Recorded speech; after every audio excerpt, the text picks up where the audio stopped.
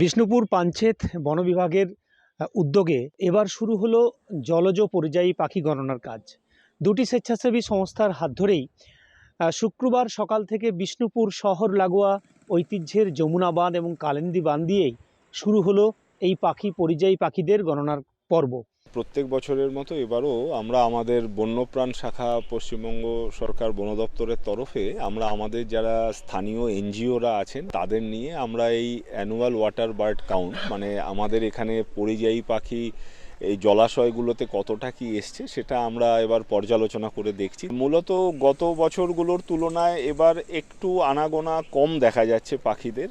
প্রায় 36 রকম প্রজাতি আমরা অলরেডি আমাদের সদস্যরা নোট করেছেন। তার মধ্যে 2-3টে পাখি যেটা আমরা খুব আনন্দিত, সেটা হচ্ছে গ্রে ল্যাগ গুজ, মার্শ হারিয়ার, এরকম টাইপের পাখি কিন্তু এবার দেখা গেছে বিষ্ণুপুরে, যেটা আগে খুব সচরাচর দেখা যেত না।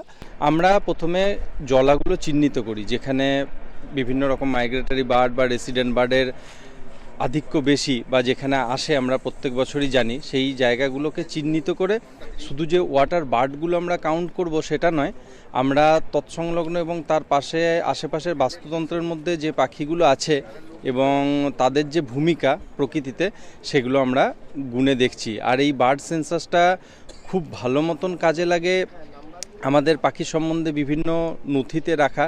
সব মিলিয়ে এই পাখি গণনার মধ্য দিয়ে একদিকে পাখির পরিসংখ্যান জানা, পাখির তথ্য সংগ্রহের পাশাপাশি পাখি যাতে বিষ্ণুপুরের পাঞ্চেত বন বিভাগের বিভিন্ন জলাশয়ে যাতে আরও বেশি সংখ্যক আসে সেই বিষয়টাও কিন্তু নজর দিচ্ছে বিষ্ণুপুর পাঞ্চেত বন বিভাগ। আমার শহর বিষ্ণুপুর থেকে স্বরূপ গঙ্গোপাধ্যায়, কলকাতা টিভি।